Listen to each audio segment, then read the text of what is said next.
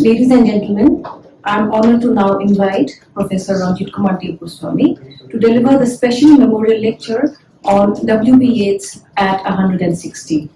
Professor Goswami is an eminent writer, critic, and academic. He garnered attention in the 1970s through his discussions on Shangkardev. His works have focused on Assam's social, cultural, and intellectual traditions, with notable books such as Manikando Kakuti and Assam's Intellectual History, and Reading Shangkardev, Marginality and Indianness. His collected essays were published in 2015, and they have significantly contributed to the literary culture of contemporary Assam. Professor Goswami is currently the Srimanta Shangkardev Chair Professor at Vishwa Bharati University, Shantiniketan. Over to you, sir.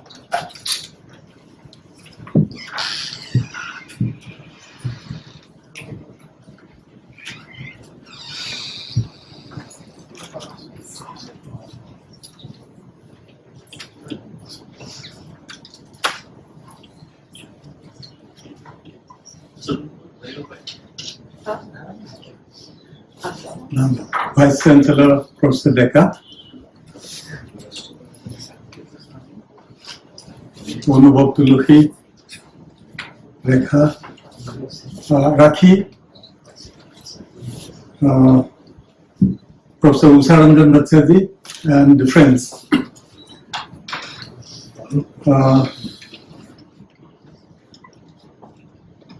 Already Rakhi has said whatever deserved to be said, and I can only now try to add some footnotes to her presentation. And I'll be dealing basically with some matters peripheral, but periphery is also important. But before I come to the topic, I think I need some tips for mobilizing my own sensibility, and I'll try to recall some poems, both in Assamese and maybe Bengali or English, which will give me an opportunity to launch into the topic. There is one poem which was written in the 70s. It has some Cotton College association. The poem was published in a monthly journal called Mahekia Kovita. That was brought out by a couple of students from New Hostel, Cotton College. The editors were Munim Bhuya, now deceased, and Ranjit Nath. He also passed away a couple of years ago. The name of the poem is Probal or Gift. Incidentally, it is by a distinguished Assamese poet and member of the Department of English, Guwahati University, Bhoben Borua. I remember the poem because it has a Cotton College association. Probalor bukut tumi mukto kora onlogitot ratir hinsro morubhumi ji morubur jibone paye utol bahur upokulot jethiya jhoar atori jay. Probalor bukut tumi golapor git শুনোৱা আমি মৰুৰ এন্ধাৰ অতিক্ৰমী যি গোলাপত জীৱন পাওঁ কিতৰ অন্ধ প্ৰেমেৰে হানি জীৱনৰ গীত মৰণে গাওঁ. I remember the poem because the author himself forgot everything about it. Some 30 years ago, he came to my house, and when I reminded him of this poem, he said, "Okay, do you remember it?" Yes, sir, I remember it. The first time I read it in the 70s, and it registered itself in my brain, Probal or Gift.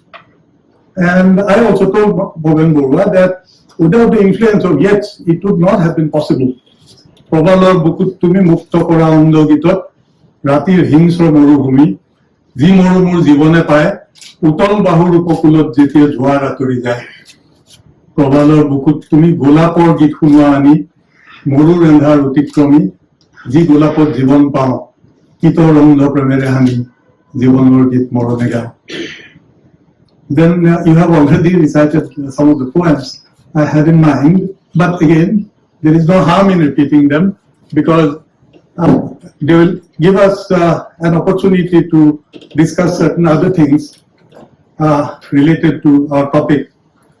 You have already given the Ozip Borwa's translation of When We Were Old and Grey and Full of Sleep. Incidentally, he is one of the greatest love poets of the century. It was not a fulfilled kind of love. It was an unrequited love. As we all know, he proposed to Morgan some 4 times. I think 1891, 1899, 1900, 1901, 4 times. Every time he was rejected. And maybe like Coleridge had a poem, Rejection and Ode. Maybe Yeats could have written a poem, Rejection and Ode. Rejected 4 times. Anyway, but then one of the finest love poems. And if you think of the entire tradition of love poetry in England, you can first think of Shakespeare, maybe then John Donne, the great romantics, including Keats, Elizabeth Barrett Browning and Robert Browning, love poets. And maybe he is also one. When you are old and grey and full of sleep and nodding by the fire. Take down this book and slowly read, slowly read, and dream of the soft look your eyes had once, and of their shadows deep. How many loved your moments of glad grace, and loved your beauty with love false or true? But one man loved the pilgrim soul in you, and loved the sorrows of your changing face. And bending down beside the glowing birds, murmur a little sadly how love fled, and paced upon the mountains overhead, and hid his face amid the crowd of stars. Wonderful love poem. But then, this is just a translation of another poem by Pierre Ronsard, the French poet.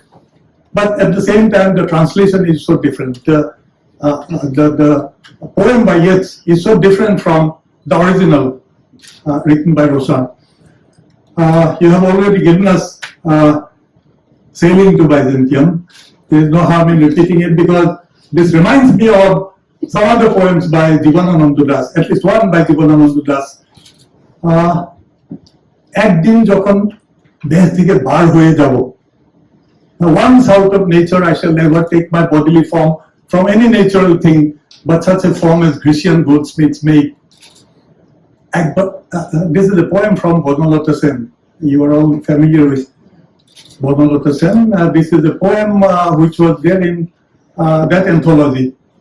কমলা লেবু, একবার যখন দেহ থেকে বার হয়ে যাব, আবার কি ফিরে আসবো না আমি পৃথিবীতে, আবার যেন ফিরে আসি কোনো এক শীতের রাতে একটা হিম কমলা লেবু করুণ মাংস নিয়ে কোন পরিচিত মুমূর্ষুর বিছানার কিনারে।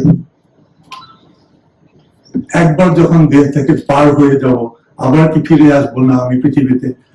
So this is Jivanananda, and you are all familiar with the other poem, হাজার বছর ধরে আমি পথ হাঁকিতেছি পৃথিবীর পথে, সিংহল সমুদ্র থেকে নিশীথের অন্ধকারে মালয় সাগরে, অনেক ঘুরেছি আমি বিম্বিসার অশোকের ধূসর জগতে, সেখানে ছিলাম আমি আরো দূর অন্ধকারে বিদগ্ধ নগরে। আমি ক্লান্ত প্রাণে চারিদিকে জীবনের সমুদ্র সফেন, আমাদের দুদণ্ড শান্তি দিয়েছিল নাটোরের বনলতা সেন। চুল তার কবেকার অন্ধকার বিদিশার নিশা, মুখ তার শ্রাবস্তির কারুকার্য, অতি দূর সমুদ্রের উপর হাল ভেঙেছে নাবিক, হারাইছে দিশা। সবুজ ঘাসের দেশ যখন হচ্ছে চোখে দেখে দারুচিনি দ্বীপের ভিতর, তেমনি দেখেছি তারে অন্ধকারে, বলেছে যে এতদিন কোথায় ছিলেন, পাখির নীরের মতো চোখ তুলে নাটোরের বনলতা সেন। সমস্ত দিনের শেষে শিশিরের শব্দের মতন সন্ধ্যা আসে, দানার রৌদ্রের গন্ধ মুছে ফেলেছি, পৃথিবীর সব রং নিভে গেলে পান্ডুলিপি করে আয়োজন, তখন গল্পের তলে জোনাকির রঙে ঝিলমিল, সব পাখি ঘরে আসে, সব নদী ফুরায় এই জীবনের সব লেনদেন, থাকে শুধু অন্ধকার মুখোমুখি বসিবার Banalata Sen. This too was under the influence of W.B. Yeats. Wonderful. This is a poet who had a certain kind of contact with India, although he never visited India. You have already heard these two poets with Sailing to Byzantium. He never had an opportunity to go to Byzantium or Istanbul. He never came to India, but then it was almost a case of Yero unvisited. And Yero unvisited is much better than maybe Yero visited. So that had such a kind of impact on his imagination. And in fact, the history goes back to the days of the Asiatic Society, which was established in 1784. The Asiatic Society of Sir William Jones. William Jones was here in India only for 11 years, but then he did so many works. For example, he made many of the Indian texts available to the Western world. And these works included not merely Manu Samhita, but also Kalidasa Shakuntala. Lots of Indian texts came to be translated into English and other languages. And that was one kind of discourse. And Yeats had the fascination for India because the situation of both the countries was similar. Ireland was also a British colony, India was also a British colony. And it was along with his friend A.E. George Russell. George Russell happened to be one of his most important friends. George Russell was also interested in things Indian. And from George Russell, he got inspiration to read more and more about India. And then there were three gentlemen. One was Mohini Chatterjee, Mohini Mohan Chatterjee. Mohini Mohan Chatterjee is a very interesting person. I'll tell you something about him. Mohini Mohan Chatterjee. Then Rabindranath Tagore and Purohit Swami.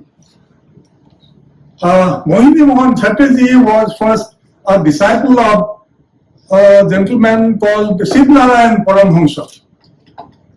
Sivnarayan Paramhansa was a man from Balia who later settled in Calcutta, and he became a person who attracted lots of people from different parts of the country. I can tell you about two gentlemen from Assam who went to meet Sivnarayan Paramhansa to Calcutta and became his disciples. You all know Haribilas Agarwala. Haribilas was a disciple of Sivnarayan Paramhansa and the great Boro leader Gurudev Kalicharan Brahma. Both of them were disciples of Sivnarayan Paramhansa. And this gentleman called Mohini Mohan Chatterjee was also a man very close to Sivnarayan Paramhansa. And it was in the 80s that he went to Europe as a member of the Theosophical Society. Now, he's a very interesting kind of person. First, he was a disciple of Sivnarayan Paramhansa. Incidentally, there is a chapter on Sivnarayan Paramhansa in a book by J.N. Farquhar on the various religious systems of India. Mohini Chatterjee was a man who had a deep impact on William Butler Yeats. He visited Dublin and started lecturing on Indian philosophy, Vedanta and all that. So Mohini Chatterjee was one person. There is also a poem by William Butler Yeats called Mohini Chatterjee. And earlier, for example, Yeats wrote at least 3 poems on Indian themes. He was greatly influenced by his reading of Kalidasa Shakuntala. And he wrote these 3 poems. Then number 2, his contact with Tagore. This is another chapter. Already Rakhi has talked about this Tagore, W.B.H. kind of contact. It was William Rothenstein, who was a great British painter, and most of his portraits he is one of the best portrait painters of the world. Most of his portraits are now in the Tate Gallery, London. He came to India to visit Ellora and Ajanta. He also came to Calcutta, where Ananda Kantis Kumar Swami introduced him to some of the members of the Tagore family, Gaganendranath Tagore, Avanindranath Tagore, and this Rabindranath Tagore himself. So it was Ananda Kumar Swami who introduced Rothenstein to these three members of the Tagore family. It was later, when he went back to England, Rothenstein persuaded W.B. Yeats to write an introduction to the English version of Gitanjali. So far as I know, first he was not greatly impressed because Indians are in the habit of writing Babu English. But then later, he was so absorbed in almost all the poems that Tagore had translated. This was a prose translation, and wrote this wonderful introduction, where at one point he even brought in Saint Francis of Assisi and William Blake. He said that some of these poems would evoke a Saint Francis of Assisi and William Blake. Incidentally, W.B. Yeats was a man who was deeply influenced by the writings of William Blake. So this is number two, and number three, of course, that came later. It was Purohit Swami. Purohit Swami was a Marathi Brahmin who visited Europe and lectured in different places, and together with W.B. Yeats, he translated some of the Indian Upanishads. So these three persons are there, and the Indian response to W.B. Yeats is also something very interesting. It is because Yeats himself was so much interested in India. The Indian scholars also were greatly interested in the works of W.B. Yeats. And one of the first books on W.B. Yeats written by any Indian was by Haribans Rai Bachchan, the father of our megastar Amitabh Bachchan. He went to Cambridge to do his MLit and wrote this book, W.B. Yeats and the Occult. That was later published by Motilal Das Banarsi Das. W.B. Yeats and the Occult. Then, secondly, we have some eminent academics, like for example Naresh Guha. Naresh Guha, the great eminent Bengali poet, and he was also professor of comparative literature in Jadavpur University. He did his PhD under the supervision of Richard Ellman, and it was later at his invitation that Richard Ellman also visited Jadavpur University, gave a series of lectures on W.B. Yeats. That was there, Naresh Guha. Then Bhavatos Chatterjee. Bhavatos Chatterjee incidentally was very close to Ajit Borua. They were classmates in Calcutta. Bhavatos Chatterjee was first a professor of English in Presidency College. Later he was a vice chancellor of Rabindra Bharati University. His book on W.B. Yeats. Then I can think of one book which not many people have read. Myself Must I Remake. That is by Gayatri Chakraborty Spivak. Myself Must I Remake. That is a book on the life and works of W.B. Yeats. Myself Must I Remake. That was published in 1974. Mind you, this is a very interesting book. Interesting in the sense that it is as if the book is meant for children. It is written in such a kind of English that any child can understand. Very short sentences, very lucid, and projecting the life and works of W.B. Yeats. Myself Must I Remake. That is one line from Yeats's famous poem, An Acre of Grass. Picture and book remain, an acre of green grass, and so on. Incidentally, Buddhadeva Bose also wrote an English book called An Acre of Grass. So most of these Bengali writers were so very greatly influenced by W.B. Yeats. There are numerous examples. For example, if W.B. Yeats wrote Mouse Grey Waters, that would become Neul Dhushor Nodi in Jivanananda Das. Neul Dhushor Nodi. That is from one of his love poems. Neul Dhushor Nodi. Mouse Grey Waters, and so on.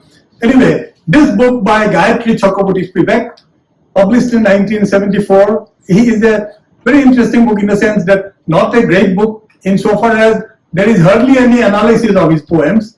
It is on the life and works of W.B. Yeats, and she was a research student at Garton College, Cambridge, And there she had an opportunity to work under the supervision of one great Anglo-Irish scholar called T.R. Hen. T.R. Hen, the writer of The Lonely Tower, a book is there in the Cotton College Library. T.R. Hen. Interesting book, particularly the first chapter is very interesting insofar as it says something very interesting about the Irish setting. How for 800 years Ireland had Ireland had been under the British Empire and so on. And finally, and this is perhaps the most interesting book I will be talking to you about, that is the development of William Butler Yeats. The development of William Butler Yeats, that was a book of the early 40s. That is by V.K. Narayana Menon. V.K. Narayana Menon, such an interesting man. I consider him as one of the most important personalities of 20th century India. V.K. Narayana Menon, he did his PhD not under the supervision of Herbert J.C. Grierson, but then when his book came out, there was an introduction by Herbert J.C. Grierson, the same Herbert J.C. Grierson who produced metaphysical lyrics and poems of the 17th century. And V.K. Narayana Menon is an interesting person insofar as his book first says something very ominous about W.B. Yeats. He says that there is a tendency to fascism. There is a tendency to fascism. His was the first voice. Actually, it was after the death of W.B. Yeats that all this happened. W.B. Yeats passed away in 1939, and this book, I think, came out in 1942. It was immediately reviewed by George Orwell. I have said that he was a very interesting personality because I have seen many of his pictures. Sometimes V.K. Narayana Menon will be found with Yehudi Menuhin. At another time, you'll find him along with T.S. Eliot. So there is a very famous BBC photograph, T.S. Eliot sitting there, then George Orwell standing on right hand side, the right hand, it was V.K. Narayana Menon and William Emerson standing. George Orwell standing, William Emerson standing, T.S. Eliot sitting. That was in connection with a very important radio broadcast. These were the war days and a very important broadcast. So, and you will also find a good deal about V.K. Narayana Menon in R.K. Narayan's book, My Dateless Diary. My Dateless Diary. There are at least some 10 or 15 pages devoted to a discussion of the personality of V.K. Narayana Menon. Incidentally, he also married into the Tagore family. And he married one woman called Rekha, who was the daughter of Tagore's cousin.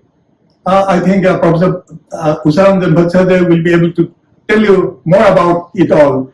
But in all other books, Rekha is called the daughter of one Budhendranath Tagore. And when I consulted Professor Bhattacharya, he made it clear that it was not Budhendranath Tagore, it was someone else. Anyway, she was also a person who was interested in arts. For example, she had the Tagore DNA. And V.K. Narayana Menon later became Director General All India Radio, and as Director General All India Radio, he had the opportunity to host the giants of Indian music and dance. For example, Ravi Shankar would be going to his house almost every day, and Suvalakshmi and others. And later, he took voluntary retirement from All India Radio and went to Mumbai to join the Tata Center of Cultural, Tata Center of Culture there.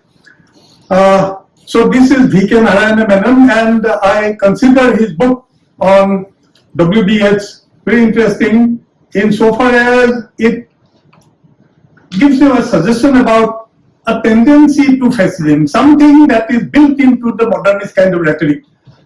All the modernists had the kind of tendency. Maybe it was a counterblast to a certain kind of romanticism. Things fall apart, the center cannot hold, mere anarchy is loosed upon the soil. The best lack all conviction, while the worst are full of passionate intensity. Okay, this is the situation, and you need a center.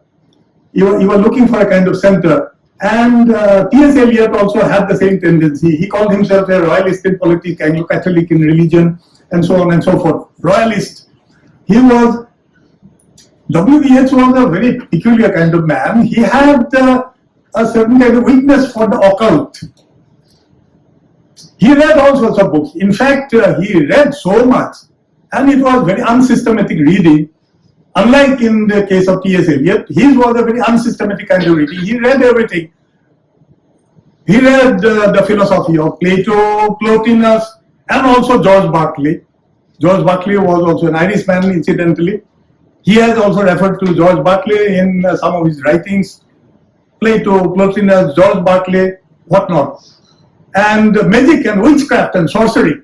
In fact, that was part of the discourse started by James George Frazer, The Golden Bough, the 12 volumes of Golden Bough. Actually, when it started hitting the book market, it was in 1892, I think. Only 3 volumes were published. Later, it became 12. So it had such a kind of impact on several generations of writers. T.S. Eliot, for example, in The Wasteland, has said that he was inspired by 2 books. One is James George Frazer's Golden Bough. The other is J.C. Weston's From Ritual to Romance. And there is a book by Vickery on the literary impact of the Golden Bough, where these writers are discussed in detail. W.B. Yeats, T.S. Eliot, even D.H. Lawrence. In some of the stories of D.H. Lawrence, you have the impact of, you have the appropriation of some of the motifs of the Golden Bough. Anyway, these are the things I said peripheral, but then very interesting. What is it that he was fascinated by India? As I said, okay, both of them were colonies. And what is it? Okay, you read this Byzantium poem. Byzantium was to Rome what Ireland was to England. Byzantium was to Rome. For example, Roman Empire, it collapsed. Then Byzantium came. And Yeats had always been fascinated by all these stories about Byzantium. He never visited Istanbul, like he never visited India. But then he was fascinated by this great work of art, the Sancta Sophia kind of architecture. And along with his Nobel Prize money, he only kept buying books on Byzantine art and culture. He thought that in Byzantine civilization, there was a unity of being, whatever it means, unity of being. And that's why he wrote about Byzantium. There are these 2 Byzantium poems. Anyway, we'll have an opportunity to discuss certain aspects. The first one, as has been pointed out, it is Sailing to Byzantium. And the second is Just Byzantium. You are already there. The unpursed images of they received, the emperor's drunken soldiery are death. Night resonance recedes, night walker's song. After great cathedral gong, a starlit or a moonlit dome disdains all that man is, all mere complexities, the fury and the mire of human beings. So it was W.B. Yeats who talked about the fury and the mire of human beings. It was W.B. Yeats who talked about not only infancy and childhood, also the storm and stress of human existence, of old age. Perhaps he is one English poet, who has written so much on old age, Not that references to old age are not there in other poems. Old age should burn and rave at close of day. This is Dylan Thomas. Do not go gentle into the good night. Old age should burn and rave at close of day. Raise against the dying of the light. So there are so many poems on old age. That is no country for old man. The young in one another's arms. But by the way, there is almost a sense of envy. I wish I were a young man. The young in one another's arms, birds in the trees, those dying generations at their song. So there are these two different pools. The young in one another's arms, birds in the trees, those dying generations at their song. The summon falls, the mackerel crowded seas, fish, flesh or fowl come and roll some along. Whatever is begotten, born and dies, caught in that sensual music, all neglect, monuments of unaging intellect. So these two polarities, sensuality and the monuments of unaging intellect. So this is what is postulated here. That is no country for old man. The young in one another's arms. Okay, the young in one another's arms, birds in the trees, those dying generations. You are celebrating them at the same time you are denigrating them. Those dying generations at their song. Because sensuality eventually will lead to death. The young in one another's arms, birds in the trees, those dying generations at their song. The summon falls, the mackerel crowded seas, fish, flesh or fowl come and all some along. Whatever is begotten, born and dies. Okay, but copulation and death. So I wish I could get out of this cycle and gather me into the artifice of eternity. An aged man is but a paltry thing, a tattered coat upon a stick, unless soul clap its hands and sing and louder sing. There is a poem by William Blake where he talks about his dead brother moving upward towards the heavens, clapping his hands in joy, because after some time he will be face to face with God. Clapping. Unless soul clap its hands and sing and louder sing for every tatter in its mortal dress. Nor is there singing school, but studying monuments of its own magnificence, and therefore I have sailed the seas and come to the holy city of Byzantium. It was Cleon Brooks who pointed out in his modern poetry and tradition that it was under the influence of John Donne and the other metaphysicals that Yeats used this kind of rhetoric. Okay, the syllogistic pattern, all men are mortal, Socrates is a man, therefore Socrates is mortal, and therefore I have sailed the seas and come to the holy city of Byzantium. O sages standing in God's holy fire, as in a gold mosaic of a wall, come from the holy fire, burn in a jar, and be the singing masters of my soul. Consume my heart away, sick with desire, sick with desire. And I wonder why desire is what is all the time talked about in modern literature. Desire itself is movement, not in itself desirable. This was Eliot in 4 quarters, desire. Maybe I said this elsewhere, that maybe it was under the influence of Hegel, who talked about desire in his Phenomenology of the Mind, published in 1807 or 1817. For the first time, it was Hegel who defined human beings as desiring animals, desire. But then this desire is not the desire of the other animals. For example, if you place a cup of milk in front of the cat, it will immediately consume it. But then, okay, I may postpone my cup of milk. It is the desire of the other. In the case of the human being, it is the desire of the other. Anyway, desire is what the modern writers always talk about. Consume my heart away, sick with desire, and fasten to a dying animal. It knows not what it is, and gather me into the artifice of eternity. Once out of nature, একদিন যখন দেহ থেকে পার হয়ে যাব, আবার কি ফিরে আসবো না আমি পৃথিবীতে, আবার যেন ফিরে আসি কোন এক শীতের রাতে একটা হিম কমলা লেবুর করুণ মাংস নিয়ে কোনো পরিচিত মুমূর্ষুর বিছানার কিনারে। There is a patient who is dying in the GMC ward, and there is this Komla Lebu. There is a very interesting novel called Ekjon Komla Lebu. It is on the life and works of Jivanananda Das. Jivanananda Das was one man who had internalized so much of what W.B. Yeats had written. In many of his other poems, I personally think that even this poem, Hazar Bochor, this would not have been possible without the influence of W.B. Yeats. So first Tagore, then Jivanananda, Buddhadeva Bose wrote An Acre of Grass, and so on and so forth. In Assam, for example, Ojit Borua translated this poem, When You Are Old and Grey and Full of Sleep. And there is another poet not many people know about, Hiten Sharma of Digboy. He is now 83 or 84. Quite an important poet. His translation of 4 quartets is just out. And he also translated Yeats's The Celtic Twilight.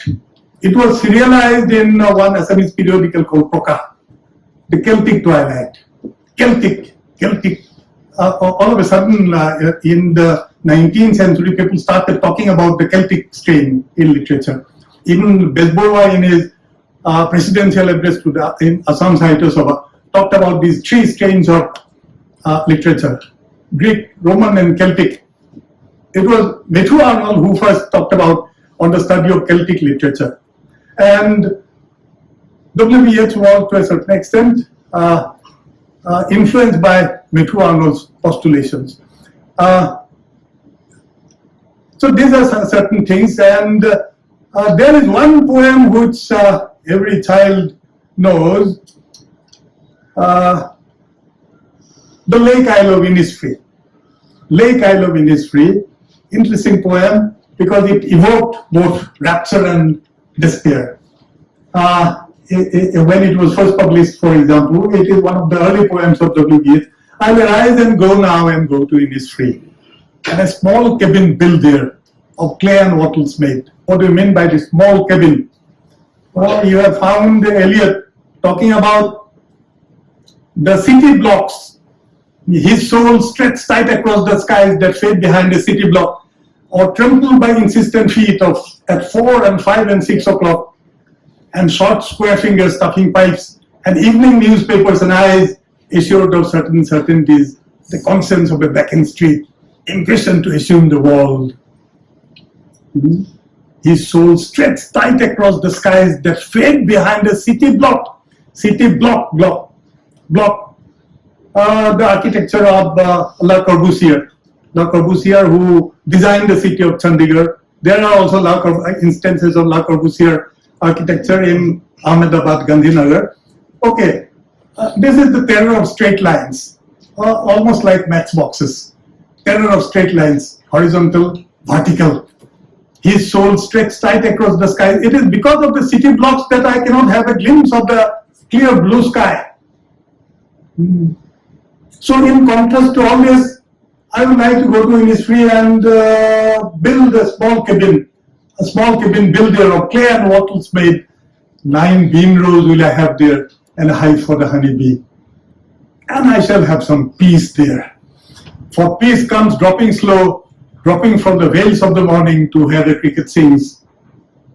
There are midnights all a glimmer, and noon a purple glow, and evening full of the linnets wing. This is pre-Raphaelite kind of rhetoric. For example, use of colors, and the tone is dreamy, romantic, nostalgic, wistful, yearning tone is there. I'll arise and go now. Maybe echoes of the Bible are also there. I'll arise and go to see my father. I'll arise and go now and go to Innisfree. And a small cabin built there of clay and wattles made. 9 bean rows will I have there, and a hive for the honeybee. And I shall have some peace there. For peace comes dropping slow, dropping from the vales of the morning to where the cricket sings. There are midnights all a glimmer, and noon a purple glow, and evening full of the linnet's wings. I'll rise and go now. For always night and day, I hear lake water lapping with low sounds by the shore, etc., etc. Now, one interesting thing is, there was a book by two very important poets of the time, Laura Riding and Robert Graves, who had brought out a book called A Pamphlet Against Anthologies. Okay, it was because Lake Isle Ministry was such a favorite anthology piece that they felt like saying something against these anthologies, which almost canonized such poems. He said, what kind of a poem is it? So the rhetoric, dreamy, romantic, and precision is not there.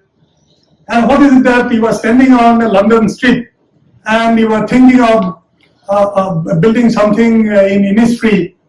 So this is something, it's not exactly a pamphlet, it's almost a book of some 200 pages.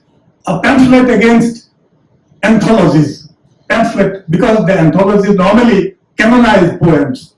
And this was also canonized. Even now, it remains one very favorite anthology piece. But it is one poem which is almost archetypal, because it is the same strain you find in Sailing to Byzantium and Byzantium also. This postulation of two different worlds, one here, the other there, almost Platonic, almost the Parmenidean kind of stasis and Heraclitean flux. Heraclitean flux, you cannot step twice into the same river, for fresh waters are moving in unto you. This is the condition of universal flux. You went to the river at Ujjain to have your bath in the morning, you won't find the same river in the evening, because the water has already reached Walpara and all these places.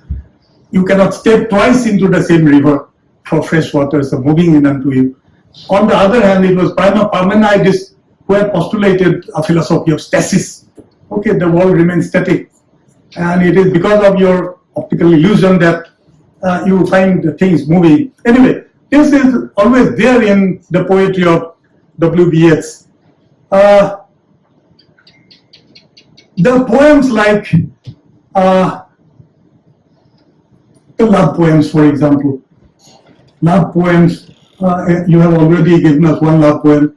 How many loved your moments of glad grace, and loved your beauty with love false so true. One man loved the pilgrim soul in you, and loved the sorrows of your changing face. Incidentally, if you can think of the street things that came after Yeats passed away in 1939, one was T.S. Eliot's memorial lecture given in 1940.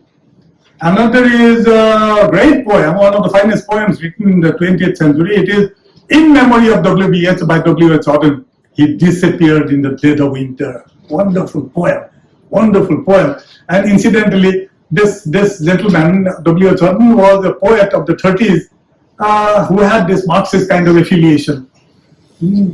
And he was all praised. Teach the free man how to praise.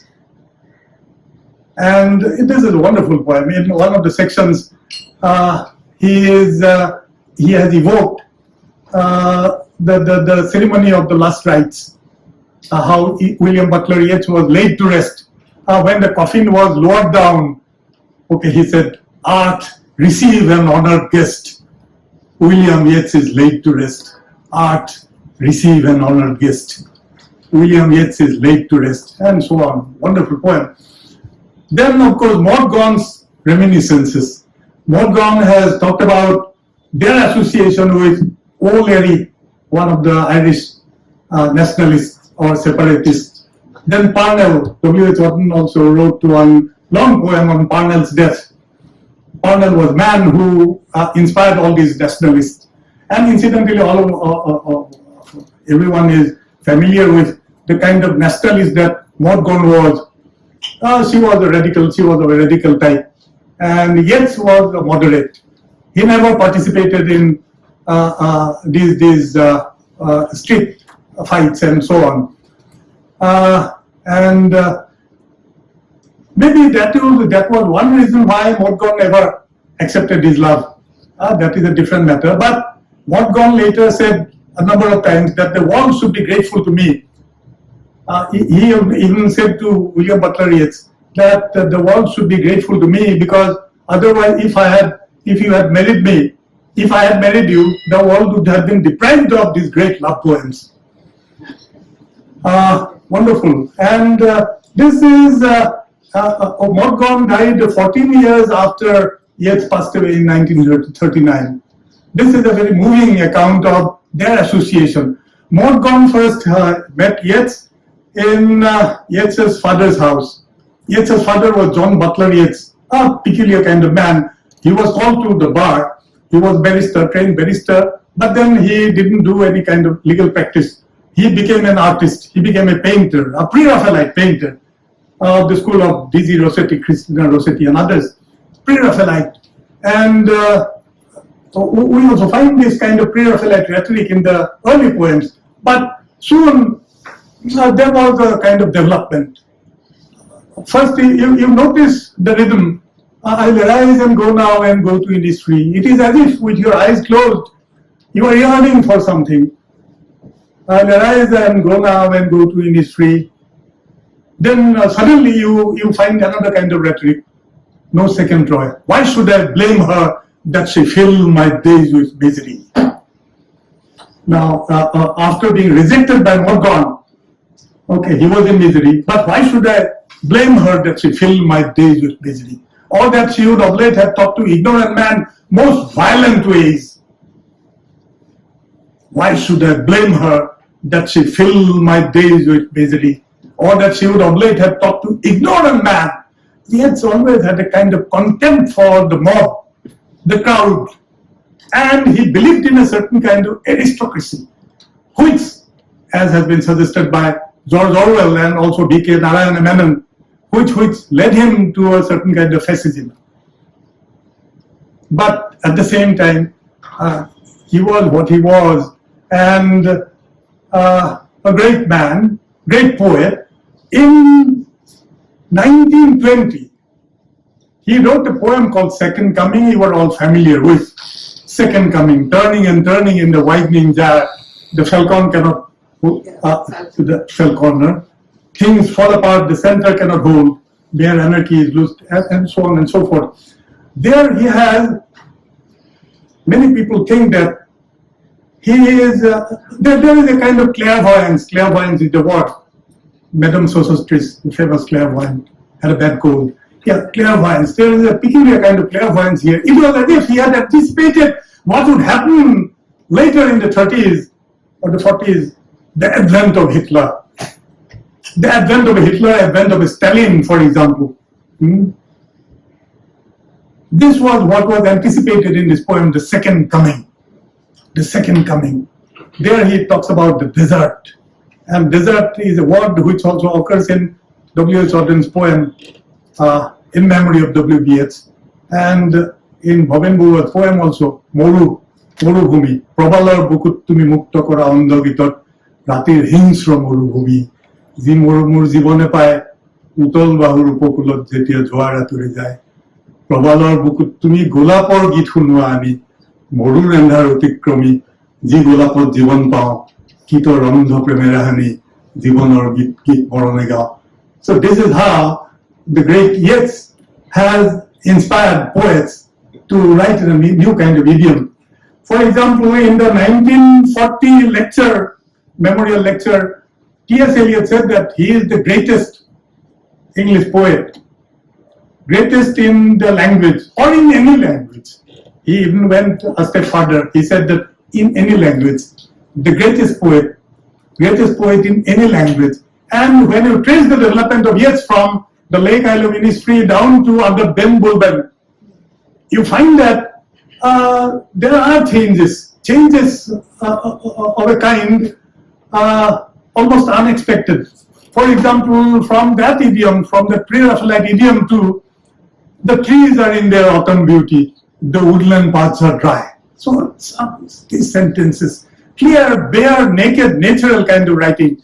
And I'm very deliberately making use of these few words, clear, bare, naked, natural. These were 4 words used by the historian of the Royal Society, Thomas Pratt. Thomas Pratt was no scientist. He was just a cleric. He was a bishop. He wrote the history of the Royal Society, where he talked about the ideal kind of prose advocated by Royal Society. For example, after the Royal Society was established, it became customary for the different laboratories in England to send in their reports on different experiments conducted. For example, different laboratory scientists were at work. And since they hardly had any idea of the kind of language in which they had to write, they used a very flowery kind of idiom. For example, some of them would be using the rhetoric of Milton's Paradise Lost. You will be writing about the elementary kennel of a cockroach or digestive system of a frog, and you will be using man's first disobedience and the fruit of the forbidden tree. So the Royal Society cried a halt to this kind of situation, and it said that okay, you will have to write in a clear, bare, naked. You will have to write that, no metaphor, nothing, no simile, no metaphor. It is science after all that you are practicing. Clear, bare, naked nature. This is what you find in such poems as "Why should I blame her that she filled my days with misery?" or "The trees are in their autumn beauty, the woodland paths are dry." Wonderful poems. And as I said, these poems will have to be felt on the pulses, in the bloodstream. So he is such a powerful kind of poet. I even would go to the extent of saying that always I considered him a better poet than T.S. Eliot. T.S. Eliot is a great prose writer, one of the most erudite persons in the world. And now that all his prose works are out, I can only salute his kind of erudition. But then Yeats is different, and it was not for nothing that T.S. Eliot himself said that he is the greatest poet, greatest in the English language or in any language. So there is a certain kind of resonance you don't find in other poets. And it is the existential storm and stress. It affects you directly. And you have a tendency to respond to the poems with your entire body, with the whole body. So these are certain things I said that these are peripheral to an understanding of W.B. Yeats. First, I said something about his Indian connection. This is also very important because nowadays there are hundreds of books on W.B. Yeats, and many of the authors have started tracing the origin of some poems to Yeats's absorption in the Indian text, even including the Upanishads. He read so much. In fact, he read so much. He read everything. As I said, unsystematic kind of reading. He didn't have the kind of formal education like T.S. Eliot. He never had the guts to even get himself admitted into Trinity College, Dublin. He stayed away from formal education, but then he read so much, unsystematic though. He read so much, read folklore, Irish folklore. It was old Larry who told him over and over again, you read these folk tales. In order to know Ireland, you will have to familiarize yourself with these folk tales. So the spirit of Ireland is there in the folk tales. And as I said, it was the age of James George Fraser as well. Irish folklore. Then the occult. Occult, for example, I am also addressing Professor Decker, who is a scientist. Insofar as the occult is concerned, modern science itself grew out of alchemy. It was Sir Isaac Newton himself who started copying old books of magic and sorcery, witchcraft. Sir Isaac Newton. And Robert Boyle, for example, also looked for what is called the Philosopher's Stone. So not that there was a clear division between alchemy and modern science in the 17th century. There was no break. It was a kind of development. So you'll have to see W.B. Yeats's absorption in the occult, magic, witchcraft, sorcery, and all this. Okay, you'll have to judge it in terms of this discourse. You think of Sir Isaac Newton or Robert Boyle and others. But what you will have to see what was the effect of all this. Such an erudite person, read everything. Well read in philosophy, history. He read so much about Byzantium. He read so much about India. He read Upanishads, everything. Then, how he appropriated all this to write the poems that he had written. The Rakhi asked me whether there will be an occasion to discuss anything with the audience. Okay, I'll like to invite some of your questions, if any, and this will give a certain kind of completion to the lecture itself. Okay, I'll invite some of your questions.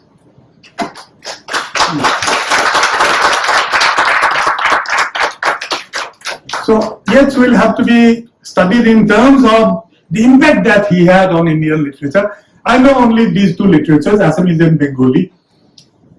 I don't know if Hindi writers were also influenced by Yeats. But then in Bengal, for example, his influence is wide influence.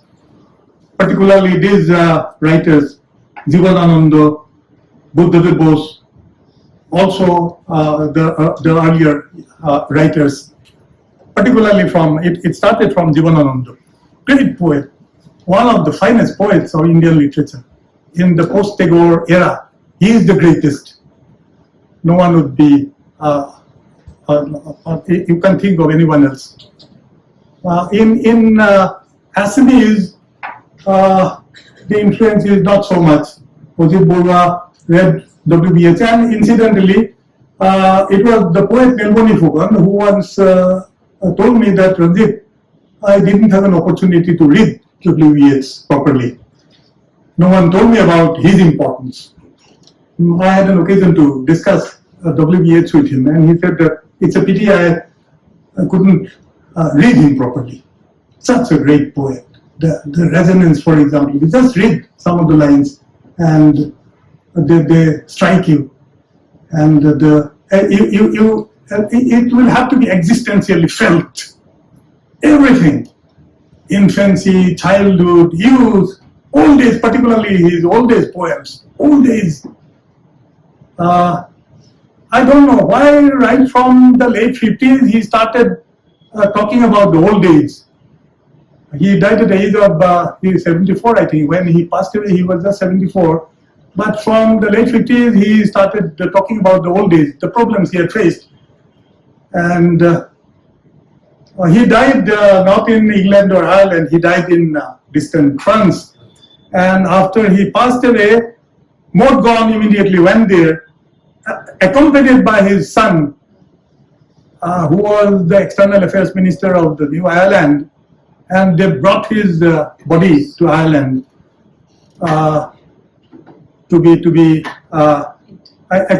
he himself expressed a desire to be interred there under Ben Bulben. Wonderful poem. Nostalgia is there. And I would like to add another thing, something that I suggested the other day, some 4 or 5 days ago in a meeting. I had invoked the very idea of what is called the tragic sense of life. Nature has pulled her tragic buskin on. So underneath all this, there is what may be called the tragic sense of life. Right from the beginning, you find it is what Miguel de Unamuno would call the tragic sense of life. And this is what makes W.B. Yeats such a great poet. And after all, you find what is significant in literature only in the tragedies of Shakespeare, in the tragedies of Racine, and the tragedies of the old masters, Sophocles, Euripides, and Aeschylus. Only in the final bell is to be heard in the old tragedies, Sophocles, Euripides, Aeschylus, Shakespeare, Racine. And it is in that tradition you will have to see WBS. Anyway, some questions maybe. And I told you that I'll be dealing only with periphery. And the periphery is also important because I think I said something about his Indian connection, Rothenstein. Actually that was, Gitanjali is dedicated to William Rothenstein. The man who did so much for popularizing Gitanjali. He persuaded WBH to write the long introduction, William Rothenstein. And he came to India in, I think, 1910 to see Ajanta and Ellora, came to Calcutta, where he met Ananda Kumar Swami. Ananda Kumar Swami also frequently visited Kolkata in those days, and he had to teach at Aurobindo's behest. He had to give a series of lectures on Rajput painting. And our Jyoti Prasad Agarwala was a student there, and he had an opportunity to listen to Ananda Kumar Swami speak on Rajput painting. And somewhere else I said that, okay, More Jibonore Hokha Krishna, so Bojao ki hure benu, Kopalote tur Pune aki dile Indrojano. It has come directly from that classroom, the Rajput painting, where Radha goes to meet Krishna. Krishna playing the flute has attracted Radha, who is almost running to make him More Jibonore, and it is the voice of Radha, for example. And such paintings are to be found in Rajput art. Sir, Please. So may I ask Yeah. a question? Basically, your deliberation kept us mum. Somehow I'm opening my mouth. Actually, he wrote. Deliberation kept us mum. Somehow I'm opening my mouth. Actually, he wrote. Things falls apart. Santa cannot hold. Which Santa he was talking of?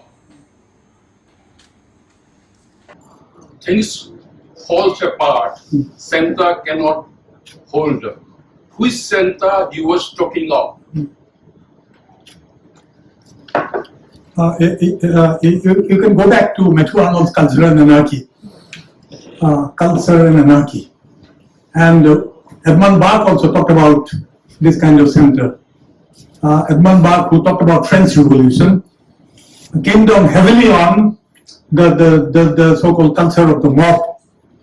And Edmund Burke also sided with the aristocratic, like WBH. Center is, okay,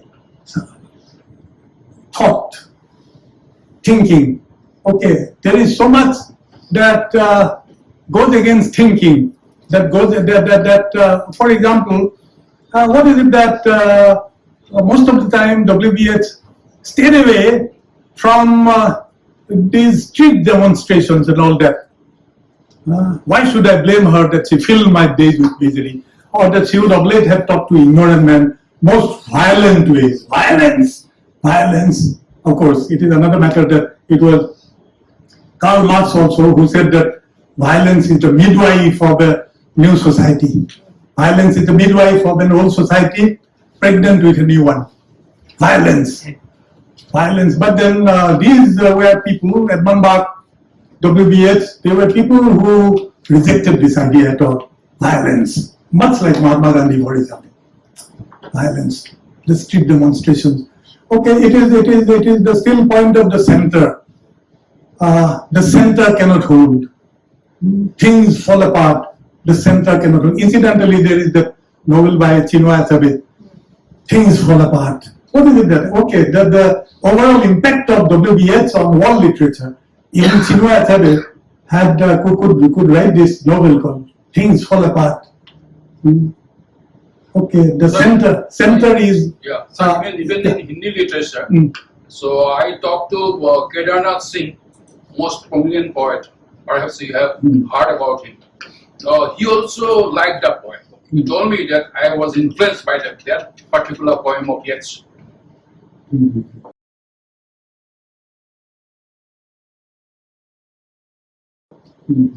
Yeah. Sir, you have kept us spellbound for about more than an hour. Oh yeah, Particularly with your phenomenal memory. I'd be happy to explain, because you have spoken about the tragic sense of life. So if you kindly memory, I'll be happy to explain, because you have spoken about the tragic sense of life. So if you kindly explain it, then I think it will be beneficial for all. yeah. This book by Explain it, then I think it will be beneficial for all. This book by Miguel de Unamuno, one of the great 20th century philosophers, is full of anecdotes. Some anecdotes from some old texts. You are all familiar with the name of Solon. Solon, one of the 7 wisest men in ancient Greece. 7 wisest men in ancient Greece. Solon. Even the students of law have to read about Solon's law. Solon. And there is the famous story by Tolstoy, Chrysis and Solon. Solon is celebrated as one of the wisest men. Even that wise man was once found weeping inconsolably. He was crying, weeping inconsolably, shedding tears because he had lost his son. When he was crying, one gentleman came and he said, "Why do you weep thus when weeping avails nothing? Why do you weep thus when weeping avails nothing?" Solon quietly replied, "Precisely because of that, because it avails nothing. However hard I cry, I will not get back my son." So something beyond tears. This is the tragic sense of life that Unamuno had talked about. The tragic sense of life. But this is to be found in the writings of William Butler Yeats, not in T.S. Eliot, maybe. And they are polar opposites in some respects. In polar opposites. Although T.S. Eliot celebrated him as one of the greatest poets of all time, there are differences. And sometimes I feel that if he had not written 4 quartets, he would perhaps have died a major minor poet of the century. Of course, 4 quartets is a different kind of thing altogether. And I personally feel that some of the sections of 4 quartets would not have been possible without the influence of W.B. Yeats. You just read it over and over again and you will find Yeats's voice somewhere. Yeats's voice somewhere. At the still point of the turning world, neither flesh nor fleshless, neither from northwards, the still point. Okay, wonderful. Some section, not that throughout the poem it is great, but the sections where T.S. Eliot has been able to move us all evoke W.B. Yeats. Yes, I like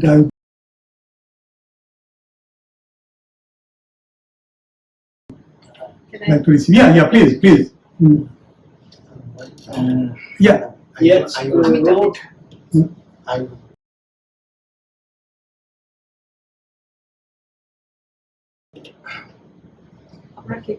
Sorry. Thank you, Professor Deka. Actually, it is for the first time I found the Vice Chancellor sitting here for more than an hour. Thank you so much. With Kalidasa, and maybe would you like to say, elaborate what is there? Kalidasa is there, no doubt, but I found there might be Sakho. Yeah. Anubhav. Yes, Yeats wrote a poem, Anosoya and Vijaya. It has a connection with Kalidasa, and maybe would you like to say, elaborate what is there? Kalidasa's is there, no doubt, but I found there might be Sappho. Okay, so several influences seem to have been at work. Will you talk about that poem, sir? Yeah. They're not merely that, an Indian to his love and so on. 3 poems he had written. It was just before he met either Mohini Chatterjee or Rabindranath or Purohit Swami. I said that it was the Asiatic Society which made all these texts available to the Western public, Western readers, and he was greatly influenced by Kalidasa. For example, his description of nature and all that. William the W.B. Yeats in his introduction to the English Gitanjali also talked about certain things that interested him, certain things Indian which interested him. This is one, Kalidasa. For example, the man-nature kind of relationship. The man-nature kind of relationship. Okay, this is what you would call the unity of being. Unity of being. Anyway, this there is evocation of this Kalidasa story, and Sappho is also there. Obviously, he was.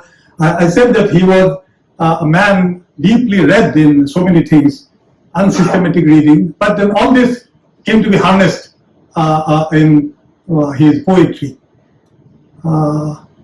So 3 poems he had written, not great poems, but then his kind of fascination for everything Indian.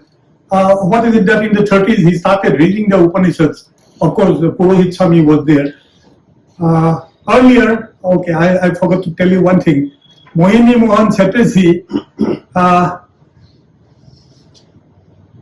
was first, as I said, he was first disciple of the Sivnarayan Paramhamsa. Then he became a member of the Theosophical Society, founded by Madame Blavatsky. And I don't know whether Madame Sosostris is an echo of Madame Blavatsky. Anyway, you know, Theosophists are in the habit of saying very strange things. And at one point of time, Theosophy was the main current of Indian philosophy. Even Jawaharlal Nehru, as a 14-year-old young man, was attracted to Theosophy. Madame Blavatsky came to India. She was a Russian Theosophist. And this gentleman became a member of the Theosophical Society. And later, he was there only for 6 or 7 years. Then he was ousted. Mohini Chatterjee was a very peculiar kind of man. He became so arrogant at one point of time that he antagonized just about everyone there. And Madame Blavatsky was also very uncomfortable with him because he became arrogant because, okay, people like W.B. Yeats came to listen to him. He was dilating on the Upanishads, the Vedanta and all that. And the listeners included a man like W.B. Yeats. He became very arrogant. And he was ousted from the Theosophical Society. Mohini Chatterjee incidentally also visited Guwahati. At one point of time, I was interested in the lives of these people, and it was not merely F.N. Farquhar's book, but also some other books where he says something about okay, Assam. Okay, everyone who would come to Assam would visit Kamakha. Mohini Chatterjee also came to Guwahati, and so far as I remember, he also went to Tezpur because he had to accompany this Paramhamsa to Tezpur, where he was hosted by Harivilas Agarwala. Anyway, Anusuya and all that came from Kalidasa, and also I agree with you, Sappho. I'm almost tempted to think that, of course, I might be absolutely wrong, but Eliot's familiar compound ghost Is also there. Interesting. Yeah. May I, Yeah. on a similar note, trying to trace sources and influences, I was almost tempted as you took us to Eliot's four quartets. I'm almost tempted to think that, of course, I might be absolutely wrong, but Eliot's familiar compound ghost could not have been, could not have been just Homer, Virgil, and Dante, but also Yeats. Yeah, Yeats is there. Yeats is there in the familiar compound ghost. Okay, this is the wartime situation, and S on an old man's sleeve. Okay, very disturbing kind of passage. S on an old man's sleeve, and he was haunted by a ghost, which was a familiar compound ghost. Yeats is also there. Okay, Yeats came to haunt T.S. Eliot. Okay, occasional differences were there. Okay, because he was also a great playwright, but then he was not very happy with some of the plays of W.B. Yeats, including Purgatory. For example, T.S. Eliot was a devout Christian, and Purgatory for him meant something which he didn't find in Yeats's Purgatory. But I'm fascinated by that Purgatory because it seems to look forward to Beckett's Waiting for Godot. Somehow, when I first saw it, I thought that maybe Beckett was to a great extent influenced by Yeats's Purgatory. I think Raki has another question. Familiar compound ghost. Good that you reminded me of that. That is one of the most fascinating passages in four quartets, time present and time past, both perhaps present in time future. And time future contained in time past, if all time is eternally present, all time is unredeemable.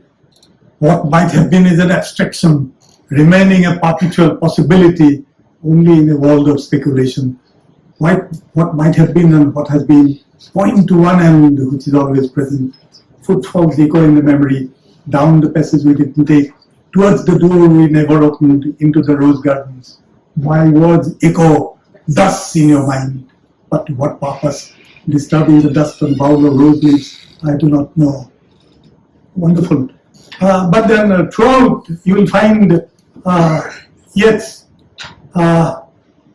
making his entry. Without Yeats, so many things would not have been possible. One reason why he himself said that he is the greatest poet, not only in English language, but in any language. Incidentally, later when the memorial lecture came to be reprinted, he had dropped some of the words, because I think it was 1940, just 1 year had elapsed after Yeats passed away, and it was a case of emotion taking better of his judgment. The greatest poet in the English language, or in any language, okay, there is a kind of tension in that line, but the point is it was one case of emotion taking better of Eliot's judgment. Anyway, a great erudite person, one of the most erudite critics of all time, but then Yeats was perhaps a greater poet. It is not for us to say who is greater, but then Yeats is a great poet of all time, and therefore we should read him to the extent possible. And okay, thank you for all the poems that you had recited. I would request you to read the poems over and over again, and it is only when you internalize them you are in a position to say something about that.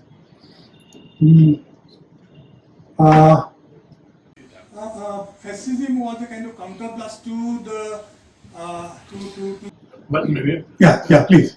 You said that Yeats had some sort of fascism. Yeah. What was exactly that?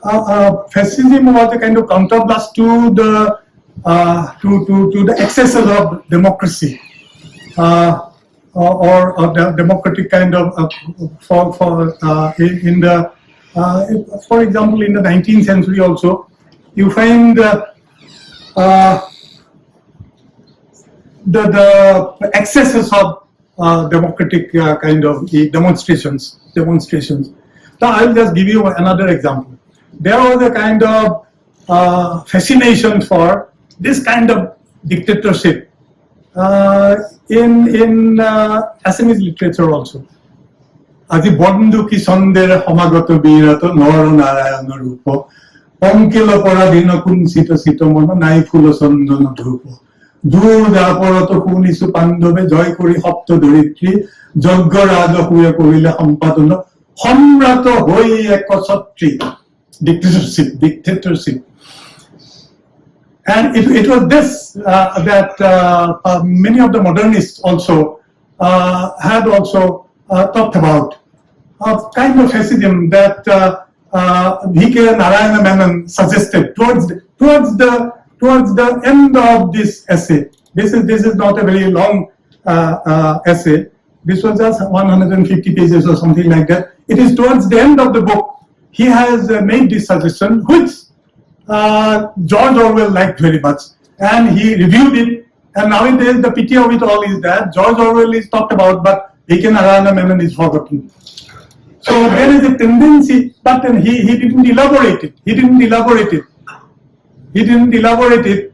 And for example, it is his belief in aristocracy. He just read his prayer for my daughter. The ceremony. See, he has insisted on ceremony all the time. Like, for example, the other day, some central leader talked about protocol. Protocol will have to be adhered to. Ceremony. The ceremony of innocence is drowned. Ceremony. Once more, the storm is howling. Prayer for my daughter. Once more, the storm is howling. By the way, no one has talked about it at all. Once more the storm is howling, and half hid under the coverlid, my child sleeps on. There is no obstacle but Gregory's wood. Lady Gregory's wood. The child is born, the daughter is born, and just the first sentence, once more the storm is howling. Storm would immediately take you back to King Lear. Storm, howl. It is King Lear's agonized voice. Howl, howl, howl, howl. Once more the storm is howling, half hidden, and imagining in excited reverie that the future years had come, dancing to a frenzied drum out of the murderous innocence of the sea. Marvelous lines. In excited reverie, imagining in excited reverie that the future years had come, dancing to a frenzied drum out of the murderous innocence of the sea. Okay, there also he has insisted on adherence to certain customs, adherence to ceremonies, adherence to what we call protocols. And it is this kind of aristocracy this kind of faith in aristocracy which V.K. Narayana Menon thought led him to this kind of fascism, but then he didn't elaborate it.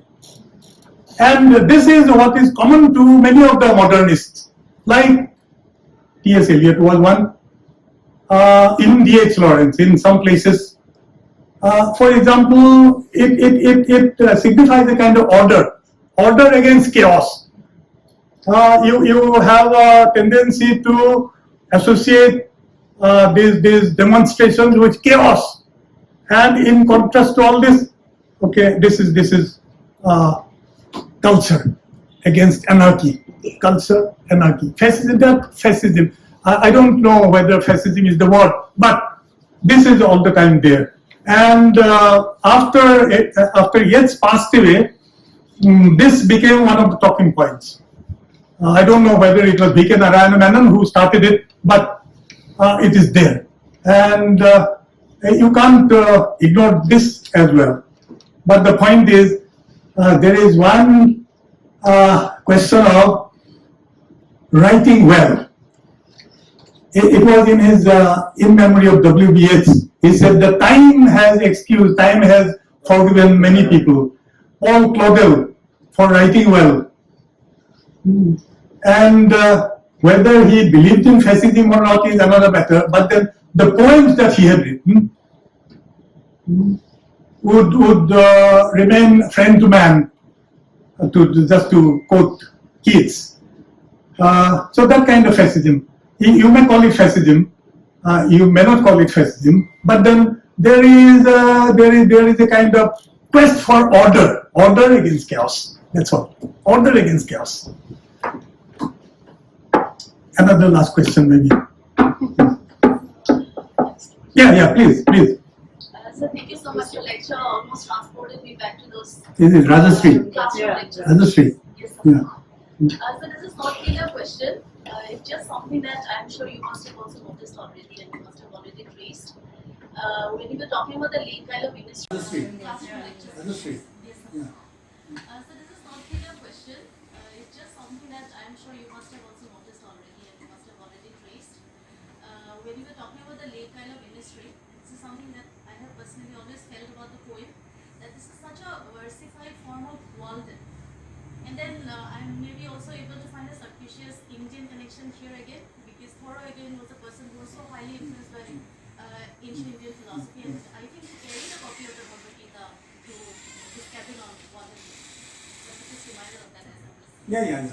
That's there, and it is not for nothing that Indian scholars. This is something that I have personally always felt about the poem, that this is such a versified form of Walden. And then I'm maybe also able to find a suspicious Indian connection here again, because Thoreau again was a person who was so highly influenced by ancient Indian philosophy, and I think he carried a copy of the Bhagavad Gita to his cabin on Walden. So I'm just reminded of that as well. Yeah. That's there, and it is not for nothing that Indian scholars are all the time at work, tracing these influences. He read so much. In fact, I have been telling you all the time, unsystematic reading. But then he read the Upanishads, he read the Ramayana, he read the Mahabharata, he read Kalidasa Sakuntala, and so on and so forth. And also these books of magic, witchcraft, sorcery, and all that occult. And I have already justified it in terms of Newton's fascination for the occult, or Robert Boyle's fascination for the occult. And this is a very interesting poem. In a sense, it is an archetypal kind of poem, because it is much the same kind of rhetoric you find in Sailing to Byzantium and also Byzantium. Since you were raising this question, I'm reminded of one Assamese poem by, of all persons, Bohim Bora. Khonali Rupali Mas, Nila Bengunia Mas. Khonali Rupali Mas, Nila Bengunia Mas. উজ্জ্বল হীরার ছটা অযুত অদ্ভুত মাছ কামনা রঙিন সাগর দুধার কৰা গতি ক্ষুৰধাৰ দুৰ্বাৰ. I don't know whether Mohim Bora was influenced by W.B.H. I don't even know whether Mohim Bora read Yeats, but then সাগৰ দুধাৰ কৰা গতি ক্ষুৰধাৰ, the dolphin torn, the gong tormented sea. The dolphins divide the sea into two parts, the dolphin torn, the gong tormented sea. Those images that yet fresh images beget.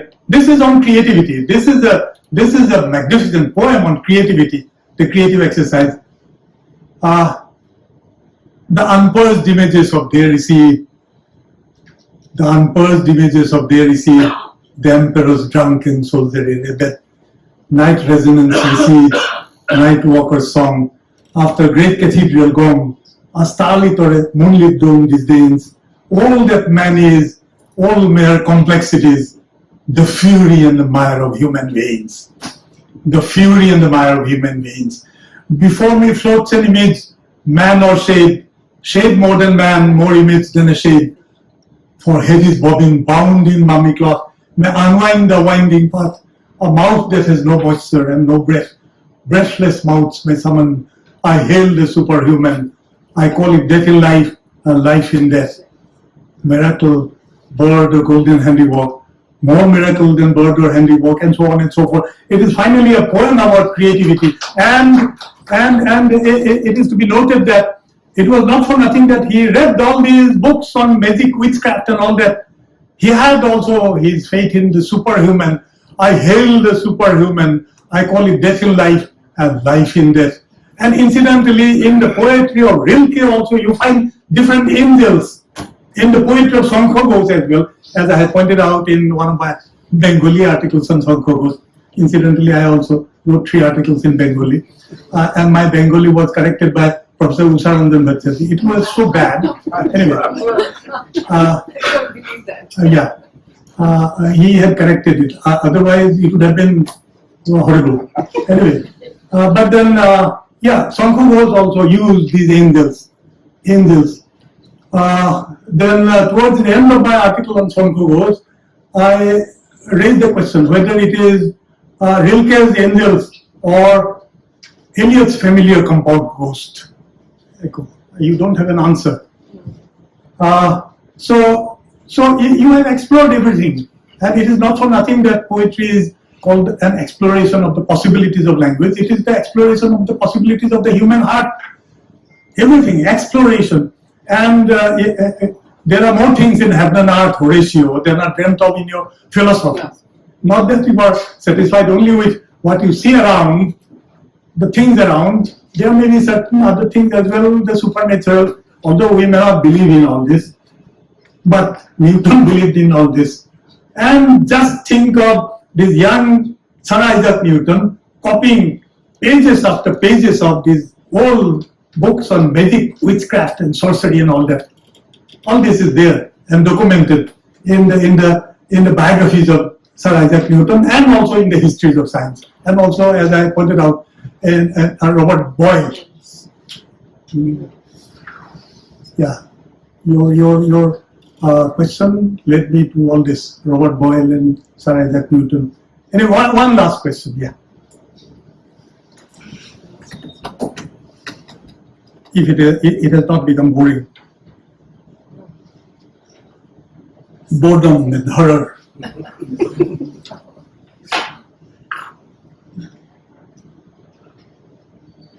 And then when I move on to Guwahati University to do masters, again I met you there. And today, after 45 years, I have come and met you. And I want to just know what is the magic behind the passionate intensity of your teaching.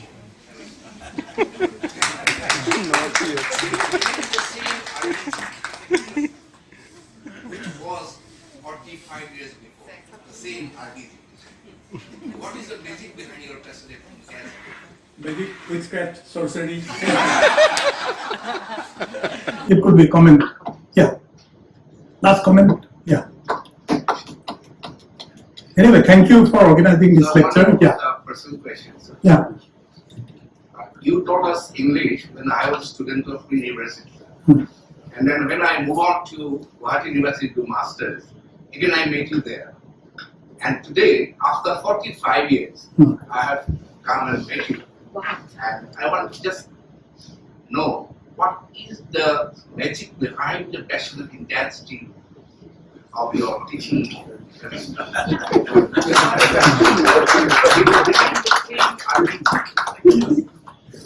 Which was 45 years before, the same RDG. What is the magic behind your passionate intensity? Magic, witchcraft, sorcery.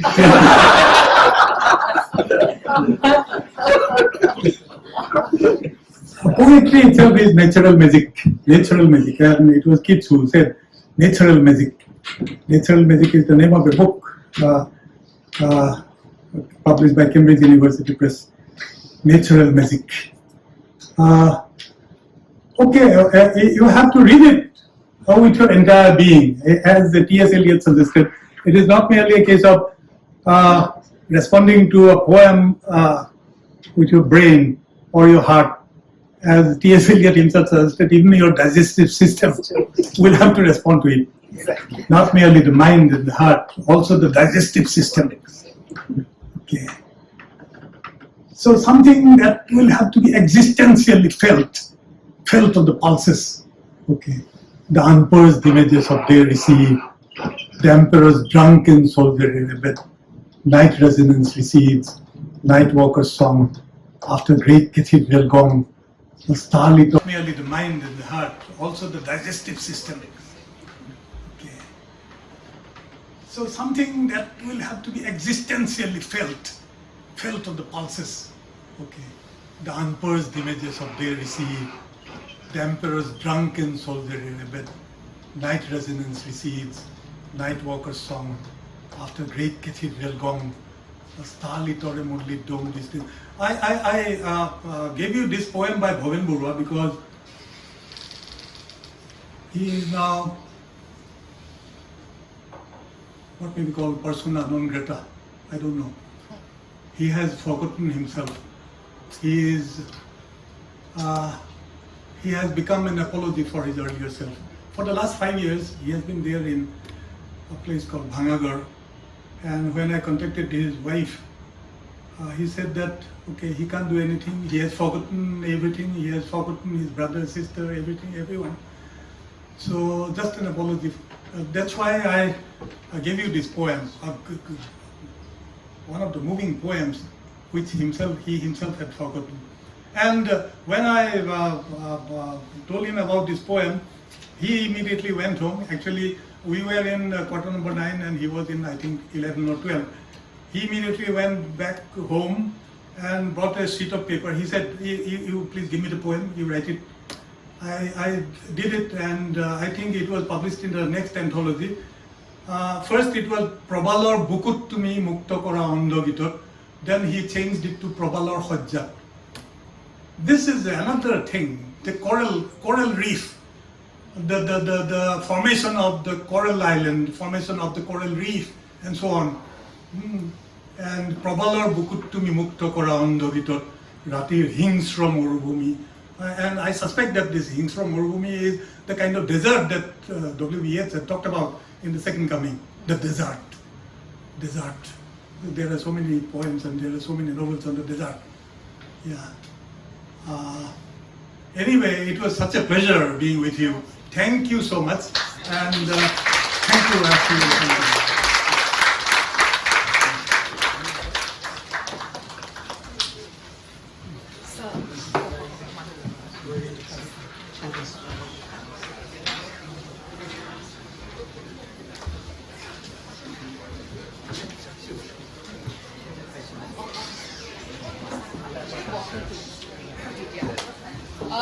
Please don't go away, there is tea outside. At a certain point with my colleagues, we had planned that there shall be a little summary of Sir's speech, but I think it is too daunting a task, and we have all been intoxicated with the pearls of his poetry and his phenomenal memory. And I think I can take the cue from you, sir. Sir, we shall take the cue from this lecture, and perhaps we shall not cease from exploration. That is all I can say at the end.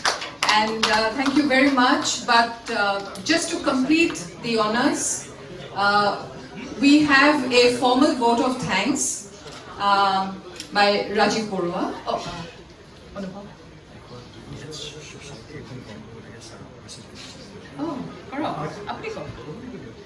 আচ্ছা, কবি অনুভৱ তুলসীয়ে এতিয়া ইয়াত প্ৰস্তাৱ এটা দিছে যে আমি WB Yeatsৰ অনুৰাগী ছ'চাইটি এখন সমাজ এখন এতিয়াই এষ্টাব্লিছ কৰিব লাগে। আজিয়ে আমি হয়তো নতুনকৈ আমি প্ৰস্তাৱটো তেখেতেই দিছে।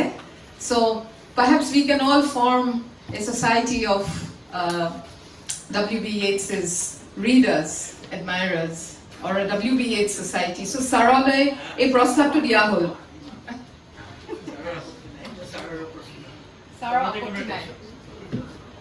Sarar আপত্তি নাই। So that's a wonderful note on which to end this today's exercise memorial lecture. I think something concrete that comes out of